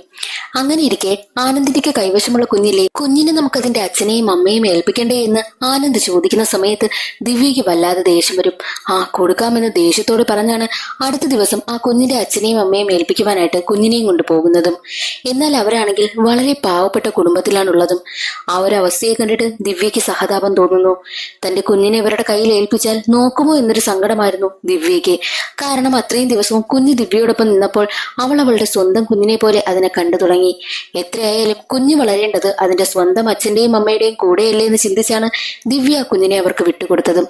മാത്രമല്ല ആ കുഞ്ഞിന്റെ അമ്മയാണെങ്കിൽ ദിവ്യയോട് പറയുന്നുണ്ട്, അവരുടെ നാട്ടില് ഒരു ഫേമസ് ആയിട്ടുള്ളൊരു അമ്പലമുണ്ട്, അവിടെ വന്ന് പ്രാർത്ഥിച്ചു കഴിഞ്ഞാൽ എന്താഗ്രഹവും നടക്കും. കുഞ്ഞിനെ തിരിച്ചു കിട്ടാൻ വേണ്ടിയിട്ട് ഞങ്ങൾ ഒരുപാട് പ്രാർത്ഥിച്ചതാ. ചേച്ചിയും അവിടെ വന്ന് പ്രാർത്ഥിക്ക്, ചേച്ചിയുടെ കുഞ്ഞിനെ തിരിച്ചു കിട്ടുമെന്നും ആ ഒരു പെൺകുട്ടി പറഞ്ഞു. ദിവ്യയും അവരോടൊപ്പം അമ്പലത്തിൽ പോയി തൊഴുവാനായിട്ടും സമ്മതിക്കുകയാണ്. എന്നാൽ മറ്റൊരു വശത്ത് ദിവ്യയാണെങ്കിൽ വീട്ടിലെത്തിയപ്പോൾ വല്ലാത്തൊരു മാനസികാവസ്ഥയിലൂടെ കടന്നു പോകുന്നത് ആനന്ദ് ശ്രദ്ധിക്കുന്നുണ്ട്. ആനന്ദിനാണെങ്കിൽ എങ്ങനെയെങ്കിലും അവന്റെ കുഞ്ഞിനെ കണ്ടെത്തി ഈ ഒരു വിഷമത്തിൽ നിന്നെല്ലാം പുറത്തു വരണം. അതുകൊണ്ട് തന്നെ ആ ഒരു മുത്തശ്ശിയും കൊണ്ടുവന്ന് ചോദ്യം ചെയ്യുകയാണ് അവർ. ഇതിന്റെ പിന്നിലെ അവർ പിടികൂടിയ ആ ഗുണ്ടയെയും പിന്നെ അവരുടെ നേതാവിലെ ഏജൻസികൾ നടത്തുന്ന അയാളെയും പിന്നെ ഇപ്പോൾ ഈ മുത്തശ്ശിയും കൊണ്ടുവന്ന് അവർ നല്ല രീതിക്ക് ചോദ്യം ചെയ്യും. പക്ഷെ അവരെ ചോദ്യം ചെയ്യുന്ന സമയത്ത് അവരുടെ മെയിൻ ഹെഡിലെ അയാളെ കുറിച്ച് ഇവർക്കാർക്കും അറിയത്തേയില്ല. ഇവർക്ക് കിട്ടുന്ന ജോലി അവർ ചെയ്യുന്നു, അത്ര തന്നെയാണ്. എന്നാൽ മറ്റൊരു വശത്ത് നമ്മുടെ പോലീസുകാരനായ ബാലാജിയില്ലേ, ബാലാജി ആണെങ്കിൽ ആനന്ദിനെയും കൂട്ടിക്കൊണ്ട് കജ എന്നൊരു വലിയ ഫേമസ് ആയിട്ടുള്ള ഗുണ്ടയ്ക്കടുത്തേക്ക് പോകും. അയാളാണെങ്കിൽ ഇറച്ചിക്കട നടത്തുകയാണ്. ഇയാൾക്കാണെങ്കിൽ മനുഷ്യക്കടത്ത്, കുട്ടികളെ തട്ടിക്കൊണ്ടുപോയി ഭിക്ഷയ്ക്കിരുത്തുക, ഇങ്ങനെയൊക്കെയുള്ള തൊഴിലുകളൊക്കെ ഉണ്ട്. അപ്പോൾ ഇയാൾക്ക് കുഞ്ഞുമായിട്ട് ബന്ധപ്പെട്ട് എന്തെങ്കിലും കാര്യം അറിയാമോ എന്നറിയുന്നതിന് വേണ്ടിയിട്ടാണ് ബാലാജി കജയ്ക്കടുത്ത് ആനന്ദിനെയും കൂട്ടിക്കൊണ്ടു പോകുന്നത്. കജയോട് ചോദിക്കുന്ന സമയത്ത് കജയാണെങ്കിൽ ഒന്നും വിട്ടു പറയുന്നതേയില്ല. എന്നാൽ അതേസമയം തന്നെ കജയുടെ കൂട്ടാളികളാണെങ്കിൽ ആനന്ദിനെ തല്ലുവാനായിട്ടും വരും. ആനന്ദിനെ അവർ അടിച്ചവിടെ പിടിച്ച് കെട്ടിയിട്ടിരിക്കുകയാണ്. അതേസമയം തന്നെ കജയുടെ കൂട്ടാളികളിൽ ഒരാളുടെ കയ്യിലാണെങ്കിൽ ഒരു ടാറ്റു കാണുന്നു. ഇതേ ടാറ്റു ഉള്ള ആളാണ് നാഗരാജിനെ കൊല്ലുവാനായി വന്നത്. ആ ഒരു കാര്യം ആനന്ദിന് മനസ്സിലായി. ആനന്ദ് ഉടനെ തന്നെ അവരെ എല്ലാവരെയും തല്ലിയിട്ട് ബാലാജിയോട് പറയുന്നുണ്ട്, ഈ ഗ്യാങ് ആണ് അന്ന് നാഗരാജിനെ കൊല്ലുവാനായി വന്നതെന്ന്. എന്നിട്ട് നേരെ കജയുടെ അടുത്ത് ചെന്നിട്ട് കജയുടെ കഴുത്തിൽ കത്തി വെച്ചിട്ട്, സത്യം പറഞ്ഞില്ല എന്നുണ്ടെങ്കിൽ നിന്നെ കൊന്നുകളയും, ആരാ നാഗരാജിനെ കൊല്ലുവാനായിട്ട് നിങ്ങളെ പറഞ്ഞ് ഏൽപ്പിച്ചത് എന്ന് ചോദിക്കും. ഉടനെ തന്നെ കജയാണെങ്കിൽ സത്യം തുറന്നു പറയുവാനായി തീരുമാനിക്കുന്നു. നാഗരാജിനെ കൊല്ലുവാനായിട്ട് ആ ഒരു കൊട്ടേഷൻ ഏൽപ്പിച്ചത് മറ്റാരുമല്ല, നാഗരാജിന്റെ മരണത്തിന് ഒരാൾ വന്നില്ലേ, മുറാറി, അയാൾ തന്നെയാണ്. പിന്നീട് ആ ഒരു കഥയാണ് കജ തുറന്നു പറയുന്നത്. ഈ മുറാറി ഒരു സോഫ്റ്റ്വെയർ എഞ്ചിനീയർ ആണ്. ഹോസ്പിറ്റലുകളെല്ലാം കമ്പ്യൂട്ടറൈസ്ഡ് ആക്കിയതോടുകൂടി മുറാറി അതിന്റെ വർക്ക് ഏൽപ്പിക്കുകയും ചെയ്തു. അതോടുകൂടി മുറാറിക്ക് മിക്ക ഹോസ്പിറ്റലുകളിലെയും ആക്സസ് കിട്ടി. അങ്ങനെ ഇരിക്കെ ഒരു ദിവസം ഹോസ്പിറ്റലിൽ വർക്ക് ചെയ്തിട്ട് പോകുന്ന സമയത്ത്, അതും ഈ ഗവൺമെന്റ് ഹോസ്പിറ്റലിൽ വർക്ക് ചെയ്തിട്ട് പോകുന്ന സമയത്തായിരുന്നു മുറാറിയുടെ വണ്ടി ഒരു ബൈക്കുമായിട്ട് ആക്സിഡന്റ് ആയതും. ആ ബൈക്കിലുണ്ടായിരുന്നത് ഒരു ഭാര്യയും ഭർത്താവും അവരുടെ കൈക്കുഞ്ഞുമായിരുന്നു. ഉടനെ തന്നെ സംഭവ സ്ഥലത്തേക്ക് ഒരാൾ ആംബുലൻസിൽ എത്തുന്നു. ആൾ മറ്റാരുമല്ല, നമ്മളുടെ മുറാറിക്കൊപ്പം കണ്ടില്ലേ നാഗരാജ്, അയാൾ തന്നെയാണ്. അങ്ങനെ ഈ നാഗരാജ് അവരെയും എടുത്ത് നേരെ ആ ഒരു ഗവൺമെന്റ് ഹോസ്പിറ്റലിലേക്ക് ചെല്ലും. എന്നാൽ അവിടെ വെച്ച് കുഞ്ഞിന്റെ അച്ഛനും അമ്മയും സ്പോട്ടിൽ തന്നെ മരണപ്പെട്ടിരുന്നു. അതുകൊണ്ട് തന്നെ ആ കുഞ്ഞ് അനാഥമായി. അതേ സമയത്തായിരുന്നു ഈ മുറാറി ഇരുന്നതിന് അടുത്തായിട്ട് ഒരാളാണെങ്കിൽ തന്റെ ഭാര്യ പ്രസവിക്കുന്നത് കാത്തിരിക്കുന്ന സമയം. എന്നാൽ ഭാര്യ പ്രസവിച്ചപ്പോൾ കുഞ്ഞ് മരണപ്പെട്ടു പോയി. അത് കേട്ട് അയാളാണെങ്കിൽ ഉറക്കെ കരയും. എന്റെ ഭാര്യയോട് ഞാനിത് എങ്ങനെ പറയും? 10 വർഷങ്ങൾക്ക് ശേഷമാ ഞങ്ങൾക്ക് കുഞ്ഞ് ജനിക്കാൻ പോകുന്നത് എന്ന് പറഞ്ഞാണ് അയാൾ കരഞ്ഞുകൊണ്ടേയിരുന്നതും. അപ്പോൾ ഈ മുറാറിക്ക് ഒരു ഐഡിയ തോന്നും. അയാളുടെ വണ്ടി തട്ടിയത് കൊണ്ടാണല്ലോ ആ ഒരു കുഞ്ഞിന്റെ അച്ഛനും അമ്മയും മരിച്ച് അത് അനാഥമായി പോയത്. അതുകൊണ്ട് തന്നെ ആ ഒരു ആംബുലൻസ് ഡ്രൈവറായിട്ടുള്ള നാഗരാജനടുത്ത് പറഞ്ഞ് കുഞ്ഞിനെ അയാൾക്ക് കൊടുത്തു. അയാൾക്കാണെങ്കിൽ ഒരുപാട് സന്തോഷമായി. ഒരുപാട് നന്ദിയുണ്ട്. എന്റെ ഭാര്യയാണെങ്കിൽ ഒരുപാട് കാത്തിരുന്നതാ ഒരു കുഞ്ഞിന് വേണ്ടിയിട്ട്. അവൾക്കിപ്പോൾ സന്തോഷമാകും. നിങ്ങളെ ദൈവം രക്ഷിക്കുമെന്ന് പറഞ്ഞിട്ടാണ് അയാൾ ആ കുഞ്ഞിനെയും കൊണ്ട് അവിടെ നിന്ന് തന്റെ ഭാര്യയ്ക്കടുത്തേക്ക് പോകുന്നതും. എന്നാൽ കുറച്ചു കഴിഞ്ഞ് അയാളാണെങ്കിൽ ഒരു 50 പവൻ സ്വർണവുമായിട്ട് മുറാറിക്കും നാഗരാജനും അടുത്തേക്ക് എത്തി. തങ്ങൾക്ക് ചെയ്തു തന്ന ഉപകാരത്തിന് പ്രതിഫലമായിട്ട് ഇത് കൂട്ടണമെന്ന് പറഞ്ഞിട്ടാണ് അയാൾ അത് കൊടുത്തതും. എന്നാൽ മുറാറിയാണെങ്കിൽ അത് വാങ്ങുവാനായിട്ട് ആദ്യമൊന്നും കൂട്ടാക്കുന്നില്ല. പക്ഷെ നാഗരാജാണെങ്കിൽ ഇത് നമുക്ക് പകുതി പകുതി എടുക്കാമെന്ന് പറഞ്ഞ് പകുതി സ്വർണം നാഗരാജും പകുതി സ്വർണം മുറാറിക്കും കൊടുത്തു. അങ്ങനെ മുറാറിയാണെങ്കിൽ മനസ്സില്ലാ മനസ്സോടെ അത് വാങ്ങും. കുറെ ദിവസങ്ങൾ കഴിഞ്ഞ് ഈ കുഞ്ഞിനെ വാങ്ങിക്കൊണ്ടുപോയ ആളിലെ അയാൾ ഒരു ബിസിനസ്സുകാരനാണ്. അയാളാണെങ്കിൽ അയാളുടെ വർക്ക് നടക്കുന്ന സ്ഥലത്തേക്ക് മുറാറിയെയും നാഗരാജിനെയും വിളിപ്പിക്കും. എന്നിട്ടൊരു കൂട്ടുകാരനെ പരിചയപ്പെടുത്തിയിട്ട് ഇവൻ എന്റെ കൂട്ടുകാരനാ, ഇവനും വർഷങ്ങളായിട്ട് കുഞ്ഞുങ്ങളില്ല, എനിക്ക് തന്നതുപോലെ ഒരു കുഞ്ഞിനെ ഇവനും കൊടുക്കുമോ എന്ന് ചോദിക്കുന്നു. മുറാറി ആദ്യം അതിന് തയ്യാറാകുന്നില്ല. എന്നാൽ 5 ലക്ഷം രൂപ പകരം തരാമെന്ന് പറഞ്ഞപ്പോൾ മുറാറി ഒരു കാര്യം ചിന്തിക്കും. എങ്ങനെ പോയാലും ശമ്പളം 10-45,000 രൂപ. ഈ ഒരു കാശ് ഒറ്റ ദിവസം കൊണ്ട് കിട്ടുന്നെങ്കിൽ ഇത് നല്ലതല്ലേ എന്ന് ചിന്തിച്ച് മുറാറിയാണെങ്കിൽ അതിന് തയ്യാറാകുന്നു. അങ്ങനെ കുഞ്ഞിനെ എടുത്ത് കൊടുക്കുവാനായിട്ട് നാഗരാജ് മുറാറിയും ചേർന്ന് ഒരു ഗ്യാങ്ങിനെ സെറ്റാക്കുകയാണ്. പറഞ്ഞതുപോലെ തന്നെ കൃത്യസമയത്ത് ഒരു കുഞ്ഞിനെ എടുത്തവർക്ക് കൊടുക്കുകയാണ്. അതും ഒരു ക്ഷേത്രത്തിൽ വെച്ചാണ് കുഞ്ഞിനെ കൊടുക്കുന്നതും. ദൈവത്തിന് മുന്നിൽ കുമ്പിടും പോലെ മുറാറിയുടെ കാലിൽ വീഴുകയാണ് ആ കുഞ്ഞിനെ വാങ്ങിച്ച അച്ഛനും അമ്മയും. അവർക്ക് ഒരുപാട് സന്തോഷമായി. അതോടുകൂടി മുറാറിയുടെ മനസ്സിലും കുറച്ച് കോൺഫിഡൻസ് വരുന്നു. എന്തെന്നാൽ താനിങ്ങനെ ചെയ്യുന്ന സമയത്ത് തനിക്ക് ഒരുപാട് കാശ് കിട്ടും. മാത്രമല്ല ആളുകളാണെങ്കിൽ തന്നെ ദൈവത്തെ പോലെയാണ് കാണുന്നതും. അതോടുകൂടി മുറാറിക്ക് കുറച്ച് അഹങ്കാരവുമായി. അങ്ങനെ മുറാറി കുഞ്ഞില്ലാത്തവർക്ക് കുഞ്ഞു കൊടുക്കുന്നത് ഒരു ബിസിനസ് ആക്കുവാനായും തുടങ്ങി. ആര് തന്റെ മുന്നിൽ കുഞ്ഞില്ല എന്ന് കരഞ്ഞു പറഞ്ഞു വരുന്നോ അവർക്കെല്ലാവർക്കും കുഞ്ഞിനെ ഹോസ്പിറ്റലുകളിൽ നിന്നും എടുത്തു കൊടുക്കുവാനും അതിന് പകരമായിട്ട് ലക്ഷങ്ങൾ എണ്ണി വാങ്ങുവാനായും തുടങ്ങി. അതിനു വേണ്ടിയിട്ട് മുറാറി ഒരു നെറ്റ്വർക്ക് തന്നെ രൂപീകരിച്ചു. അതിന് പിന്നിലായിട്ട് വർക്ക് ചെയ്യുന്നതിന് വേണ്ടിയിട്ട് കുറെ ആളുകളും. മാത്രമല്ല ഈ ഒരു വയസ്സായ മുത്തശ്ശിയെ കൊണ്ടാണ് കുഞ്ഞിനെ എടുപ്പിക്കുന്നതും. എന്നിട്ടാണ് ആർക്കൊക്കെ കുഞ്ഞു വേണം അവർക്കൊക്കെ കുഞ്ഞിനെ കൊടുക്കുന്നതും. ഈ കാശെല്ലാം വെച്ച് മുറാറിയാണെങ്കിൽ വലിയ പണക്കാരനായി മാറി. അതെല്ലാം അന്വേഷിച്ച് കണ്ടെത്തുകയാണ് ആനന്ദ്. എന്നാൽ ആനന്ദിന്റെ കാര്യത്തിൽ മാത്രം ഒരു സംശയം.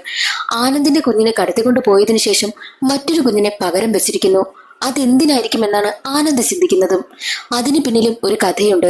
പിന്നീട് അതാണ് കാണിക്കുന്നത്. സാധാരണയായിട്ട് മുറാറി കുഞ്ഞിനെ അടിച്ചു മാറ്റി കൊടുക്കുന്നത് മുറാറിക്കടുത്തേക്ക് കുഞ്ഞുങ്ങളില്ല എന്ന് കരഞ്ഞു പറഞ്ഞു വരുന്നവർക്ക് വേണ്ടിയിട്ടാണ്. എന്നാൽ ഇത്തവണ മുറാറി കുഞ്ഞിനെ കടത്തുവാനായും തീരുമാനിച്ചത് തന്റെ അടുത്തേക്ക് വന്ന സ്പെഷ്യൽ കസ്റ്റമറിന് വേണ്ടിയിട്ടാണ്. അവരൊരു NRI കപ്പിൾസ് ആണ്. അമേരിക്കയിൽ നിന്ന് വന്ന വർഷങ്ങളായിട്ട് കുഞ്ഞുങ്ങളില്ലാത്ത ഈ ഒരു കപ്പിൾസിന് ഒരു കുഞ്ഞ് വേണം. പക്ഷേ ഏതെങ്കിലും ഒരു കുഞ്ഞ് പോരാ. അവർ പറയുന്ന അതേ ദിവസം അതേ സമയം അതേ ഡേറ്റിൽ ജനിക്കുന്ന ഒരു കുഞ്ഞ്. ആ ഒരു കുഞ്ഞിന്റെ ജാതക പ്രകാരം അതിന് ഒരുപാട് പ്രത്യേകതകളുണ്ട്. ആ ഒരു കുഞ്ഞ് ഭാവിയിൽ വലിയ നിലയിലെത്തുമെന്നൊക്കെയാ പറയുന്നത്. അതുകൊണ്ട് തന്നെ ആ ഒരു സമയം ജനിക്കുന്ന കുഞ്ഞ് വേണം. പകരം 2 കോടി രൂപ തരാമെന്നും അവർ പറയുന്നു. അത് കേട്ടതും മുറാറിയുടെ കണ്ണ് തള്ളി. 2 കോടി രൂപ. മുറാറി എങ്ങനെയെങ്കിലും കുഞ്ഞിനെ ഒപ്പിച്ചു കൊടുക്കാമെന്നും സമ്മതിക്കുന്നു. മുറാറിയുടെ കൈവശമാണെങ്കിൽ ഹോസ്പിറ്റലുകളുടെ ഡേറ്റ എല്ലാം ഉണ്ടല്ലോ. അത് വെച്ച് ഇവർ പറഞ്ഞ അതേ ഡേറ്റിലും അതേ സമയത്തും അതേ ദിവസവും പ്രസവിക്കുവാനായിട്ട് കിടക്കുന്ന സ്ത്രീകളുടെ ഡീറ്റെയിൽസ് എടുക്കുന്നു. അതിൽ ഏകദേശം 3 പേരാണുള്ളത്. അപ്പോൾ എത്ര പേര് പ്രസവിച്ചു എന്ന് നോക്കിയ സമയത്ത് അവർ പറഞ്ഞ അതേ സമയത്ത് ജനിച്ചത് നമ്മുടെ ആനന്ദിന്റെയും ദിവ്യയുടെയും കുഞ്ഞ് മാത്രമാണ്. ദിവ്യയ്ക്കും ആനന്ദിനും ജനിച്ച ആ ഒരു ആൺകുഞ്ഞിനെ പൊക്കുവാനായിട്ട് മുറാറി തീരുമാനിച്ചു. മുറാറി ആ ഒരു ഡ്യൂട്ടി ഏൽപ്പിച്ചത് ആ ഒരു ഹോസ്പിറ്റലിലേക്ക് നഴ്സിനെയും സെക്യൂരിറ്റിയേക്ക് സപ്ലൈ ചെയ്യുന്ന ഏജന്റ് ആയിട്ടുള്ള ഭാസ്കറിനെയാണ്. ഭാസ്കറിന്റെ കൈവശമാണെങ്കിൽ ട്വിൻസ് ആയിട്ടുള്ള നഴ്സുമാരുണ്ടായിരുന്നു. ട്വിൻസ് നഴ്സിനെ വെച്ചിട്ടാണ് കുഞ്ഞുങ്ങളെ കൈമാറ്റം ചെയ്യുവാനായിട്ട് ഭാസ്കർ തീരുമാനിച്ചത്. ഭാസ്കർ പറഞ്ഞിട്ട് ആ ഒരു വയസ്സായ മുത്തശ്ശിയിലെ അവരാണെങ്കിൽ ഒരു കുഞ്ഞിനെ പ്രസവ വാർഡിൽ നിന്നും അടിച്ചു മാറ്റിക്കൊണ്ടുവന്ന് വെയിറ്റ് ചെയ്യും. അപ്പോൾ ഈ ട്വിൻസ് നഴ്സിൽ ഒരാളാണെങ്കിൽ ആ കുഞ്ഞിനെയും എടുത്ത് നേരെ ചെല്ലുന്നത് ഇൻക്യുബേറ്റർ റൂമിലേക്കാണ്. അവിടെ ഈ നഴ്സിന്റെ സഹോദരി നിൽക്കുന്നുണ്ട്. എന്നിട്ട് ഈ ഒരു കുഞ്ഞിനെ അവിടെ കൊണ്ടുവന്ന് വെച്ചിട്ട് ദിവ്യയുടെ കുഞ്ഞിനെ ആ ഒരു നഴ്സ് എടുത്തുകൊണ്ട് നേരെ പോകുന്നത് മുറാറിക്കടുത്തേക്കായിരുന്നു. അങ്ങനെ ആർക്കും അറിയാതെ വളരെ കൃത്യമായിട്ടാണ് ഇവർ ഈ ഒരു പ്ലാൻ എക്സിക്യൂട്ട് ചെയ്തതും. പക്ഷേ ദിവ്യയ്ക്ക് അടുത്തെത്തിയപ്പോൾ കളി മാറി. ദിവ്യയ്ക്ക് അടുത്ത് കുഞ്ഞിനെ കൊടുത്ത സമയത്ത് ഇത് തന്റെ കുഞ്ഞല്ല എന്ന് ദിവ്യ തിരിച്ചറിഞ്ഞതോടു കൂടിയാണ് ഇവരുടെ എല്ലാം പ്ലാനിന് ഷട്ടർ വീഴുവാനായി തുടങ്ങിയത്. ആനന്ദിനാണെങ്കിൽ ഇപ്പോൾ സത്യമെല്ലാം മനസ്സിലായിരിക്കുകയാണല്ലോ. ആ ഒരു സീൻ അവിടെ അവസാനിച്ച് പിന്നീട് കാണിക്കുന്നത് മുറാറിയാണ്. മുറാറി ഇപ്പോൾ ഒരു ക്ഷേത്രത്തിൽ നിൽക്കുകയാണ്. മുറാറിക്കൊപ്പം ആ NRI കപ്പിൾസും പിന്നെ അവരുടെ കയ്യിൽ ആനന്ദിന്റെ കുഞ്ഞുമുണ്ട്. ഇതേ ക്ഷേത്രത്തിൽ വെച്ചാണ് അവർ ഈ കുഞ്ഞിനെ കൈമാറിയത്. അതുകൊണ്ട് തന്നെ ഉത്സവം നടക്കുന്ന സമയം അവിടെ അവസാനമായി പ്രാർത്ഥിക്കുവാനായിട്ടാണ് അവർ വന്നിരിക്കുന്നത്. അന്നേ ദിവസം വൈകുന്നേരം തന്നെ അവർ അമേരിക്കയ്ക്ക് പോകും. അതിനു മുൻപായിട്ടാണ് ക്ഷേത്രത്തിൽ വന്നിരിക്കുന്നതും. കൂടെ മുറാറിയുമുണ്ട്. എന്നാൽ അതേ ക്ഷേത്രത്തിൽ തന്നെയാണ് നമ്മുടെ ദിവ്യയും എത്തിയിരിക്കുന്നത്. ദിവ്യയോടൊപ്പം ആ മറ്റേ കുഞ്ഞിലെ അതിന്റെ അച്ഛനും അമ്മയും ഒക്കെയുണ്ട്. അവർ പറഞ്ഞിരുന്നു ആ ക്ഷേത്രത്തിൽ വന്ന് പ്രാർത്ഥിച്ചു കഴിഞ്ഞാൽ കാണാതായ ദിവ്യയുടെ കുഞ്ഞിനെ കിട്ടുമെന്ന്. അവർക്ക് കുഞ്ഞിനെ കിട്ടിയത് അവിടെ വന്ന് പ്രാർത്ഥിച്ചിട്ടാണെന്നും ദിവ്യയോട് പറഞ്ഞിരുന്നു. അതുകൊണ്ട് തന്നെ അവർക്കൊപ്പം ആ ക്ഷേത്രത്തിൽ പ്രാർത്ഥിക്കുവാനായിട്ടാണ് ദിവ്യയും എത്തിയിരിക്കുന്നത്. ദിവ്യയും മറ്റേ കുഞ്ഞിന്റെ അച്ഛനും അമ്മയും ഒക്കെ തൊഴുതുകൊണ്ട് നിൽക്കുന്ന സമയം തന്നെ ദിവ്യ ആ ഒരു NRI കപ്പിൾസ് അവരുടെ കുഞ്ഞുമായി വന്ന് നിൽക്കുന്നതും. എന്നാൽ ദിവ്യയാണെങ്കിൽ അവർക്ക് പ്രാർത്ഥിക്കുവാനുള്ള എളുപ്പത്തിന് വേണ്ടിയിട്ട് കുഞ്ഞിനെ താൻ പിടിക്കാമെന്ന് പറഞ്ഞിട്ട് കയ്യിൽ വാങ്ങുന്നു. അവർ പ്രാർത്ഥിച്ചുകൊണ്ട് നിൽക്കുന്ന സമയം തന്നെ ദിവ്യ കുഞ്ഞിന്റെ മുഖത്തേക്ക് നോക്കി. ദിവ്യയ്ക്കാണെങ്കിൽ എന്തോ സംശയം തോന്നും. അവളുടെ കുഞ്ഞാണെന്ന് അവൾക്ക് ആ ഒറ്റ നോട്ടത്തിൽ മനസ്സിലായി. കുഞ്ഞിനെ അവർ ഏറ്റുവാങ്ങുന്നതിന് മുൻപ് കുഞ്ഞാണെങ്കിൽ ദിവ്യയുടെ താലിമാലയിൽ തന്നെ പിടിച്ചു നിൽക്കുന്നു. ദിവ്യയ്ക്കാണെങ്കിൽ ഇത് തന്റെ കുഞ്ഞാണെന്ന് മനസ്സിലായി. എന്നാൽ ഈ ഒരു രംഗങ്ങളെല്ലാം മുറാറി കാണുന്നുണ്ടായിരുന്നു. മുറാറിക്ക് അറിയാമല്ലോ അത് യഥാർത്ഥത്തിൽ ആരുടെ കുഞ്ഞാണെന്ന്. അതുകൊണ്ട് തന്നെ ദിവ്യയുടെ കയ്യിൽ നിന്നും കുഞ്ഞിനെ പിടിച്ചു വാങ്ങിയ മുറാറിയാണെങ്കിൽ ആ NRI കപ്പിൾസിന്റെ കയ്യിൽ ഏൽപ്പിച്ചിട്ട് അവരെയും കൊണ്ട് വേഗം അവിടെ നിന്ന് പോകും. ദിവ്യയാണെങ്കിൽ ഇത് എന്റെ കുഞ്ഞാണല്ലോ എന്ന് പറഞ്ഞ് അവരുടെ പിന്നാലെ ഓടുമെങ്കിലും മുറാറിയാണെങ്കിൽ അവരെ കാറിൽ കയറ്റിക്കൊണ്ട് പോകുവാനായും ശ്രമിക്കും. എന്ത് ചെയ്യണമെന്നറിയാതെ ദിവ്യ ക്ഷേത്രത്തിൽ നിന്ന് അലമുറയിട്ട് കരയും. അതേസമയം തന്നെയായിരുന്നു ആനന്ദ് അവളുടെ അടുത്തേക്ക് ഓടി വന്നതും. എന്തിനാ കരയുന്നത് എന്ന് ചോദിക്കുമ്പോൾ ദേ നമ്മുടെ കുഞ്ഞിനെ ദേ അവർ കൊണ്ടുപോകുന്നു എന്ന് പറഞ്ഞ് ദിവ്യ ഉറക്കെ കരയും. ആനന്ദ് തിരിഞ്ഞു നോക്കുമ്പോൾ മുറാറിയെയും ആനന്ദ് കാണുന്നു. അപ്പോൾ തന്റെ കുഞ്ഞ് ആരുടെ കൈവശമാണെന്ന് ആനന്ദിന് മനസ്സിലായി. അങ്ങനെ ആനന്ദ് നേരെ അവരുടെ അടുത്തേക്ക് ചെന്ന് അവരെ എല്ലാം തള്ളിമാറ്റി തന്റെ കുഞ്ഞിനെ ഏറ്റുവാങ്ങുന്നു. അതേസമയം തന്നെയായിരുന്നു മുറാറിയുടെ കൂട്ടാളികളാണെങ്കിൽ ആനന്ദിനെ തല്ലുന്നതും. അവിടെ വെച്ച് വലിയൊരു ഫൈറ്റ് തന്നെ നടക്കും. മുറാറിയുടെ കൂട്ടാളികളാണെങ്കിൽ ആനന്ദിനെ തല്ലുന്നു. ആനന്ദാണെങ്കിൽ തന്റെ കുഞ്ഞിനെ ദിവ്യയുടെ കൈവശം ഏൽപ്പിച്ചിട്ട് അവിടെ വലിയൊരു ഫൈറ്റ് തന്നെ നടക്കും. ഫൈറ്റിനൊടുവിൽ മുറാറിയെ അവൻ ഒരുപാട് തല്ലിക്കൊണ്ട് നിൽക്കുന്ന സമയം തന്നെയായിരുന്നു ഒരാൾ വന്നിട്ട് മുറാറിയെ കുത്തുന്നത്. അത് മറ്റാരുമല്ല, നാഗരാജിന്റെ മകനാണ്. നാഗരാജിനെ കൊന്നത് മുറാറിയാണെന്ന് ആ ഒരു പയ്യൻ കണ്ടെത്തിയിരുന്നു. തന്റെ അച്ഛനെ കൊന്നതിന് പകരം ചോദിക്കുവാനായിട്ടാണ് ആ പയ്യൻ എത്തിയതും ദേ ഇപ്പോൾ മുറാറിയെ കൊന്നിട്ട് പോയതും. മുറാറിയുടെ മരണത്തോടുകൂടി ആനന്ദിനും ദിവ്യയ്ക്കും അവരുടെ കുഞ്ഞിനെ തിരിച്ചു കിട്ടി. ആനന്ദും ദിവ്യയും കുഞ്ഞുമായിട്ട് സന്തോഷമായി ജീവിക്കുന്നത് കാണിച്ചുകൊണ്ട് സിനിമയുടെ കഥ അവിടെ അവസാനിക്കുന്നു. ഇന്നത്തെ ഈ ഒരു വീഡിയോ എല്ലാവർക്കും ഇഷ്ടമായെന്ന് കരുതുന്നു. ഇഷ്ടമായാൽ ഒന്ന് ലൈക്ക് ചെയ്ത് സപ്പോർട്ട് ചെയ്യാനും ചാനൽ ഇഷ്ടമായാൽ സബ്സ്ക്രൈബ് ചെയ്യാനും മറക്കരുതേ. അടുത്തൊരു സിനിമയുടെ കഥയിൽ കാണാം. അതുവരെ എല്ലാവർക്കും ബൈ.